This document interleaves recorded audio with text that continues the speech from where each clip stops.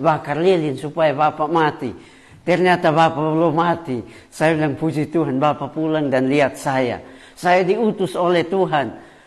Saya tahu karena firman Tuhan berkata bahwa kami hamba-hamba Tuhan diutus seperti domba di tengah-tengah serigala. Dan yang memelihara saya untuk kuat sampai hari ini dan tidak mati, bukan karena saya kuat, tetapi karena Tuhan. Yang saya melayani adalah Tuhan yang kuat.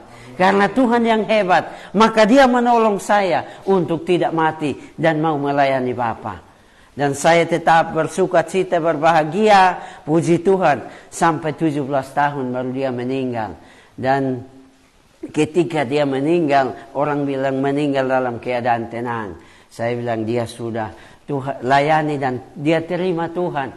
Dia sampai pengakuan, dia bilang semua karena istrinya banyak. Istri 7, anak 24, saya tidak tahu cucu ada di mana-mana.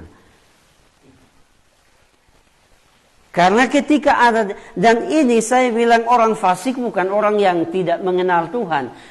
Tahu Tuhan, omong Tuhan tahu. Bisa ada di gereja, iya. Tapi ketika keluar, kesukaannya bukan Taurat Tuhan. Kesukaannya hal-hal yang lain, yang mungkin bukan firman Tuhan. Tetapi orang yang kesukaannya ialah Taurat Tuhan, ialah mereka yang selalu dan mau merenungkan Taurat itu siang dan malam.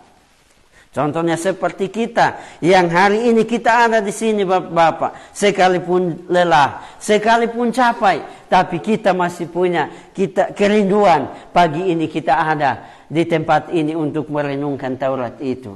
Untuk merenungkan Taurat Tuhan. Karena hanya melalui firman Tuhan kita akan dikuatkan, kita akan diteguhkan, kita akan dibangkitkan untuk terus melayani Tuhan. Kapanpun, dimanapun kita berada. Dan orang yang merenungkan Taurat itu siang dan malam, firman Tuhan berkata bahwa ia akan seperti pohon yang ditanam di tepi aliran air, yang tidak layu daunnya, tetapi yang menghasilkan buahnya pada musimnya, dan apa saja yang diperbuatnya pasti berhasil. Yang kedua, bahwa Tuhan mengenal jalan orang benar, tetapi jalan orang fasik menuju kebinasaan.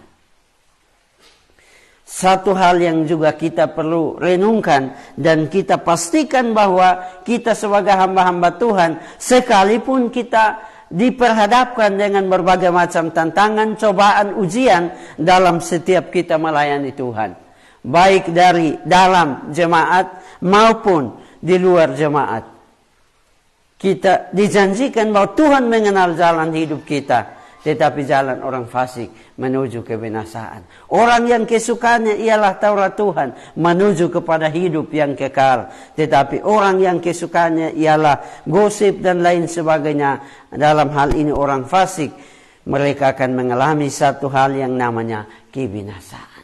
Dan Tuhan ingin supaya tidak seorang pun binasa. Tetapi kalau manusia juga tidak mau datang kepada Tuhan, masih mengeraskan hati sampai pada saatnya, maka mereka akan mengalami kebinasaan yang kekal, kematian yang abadi.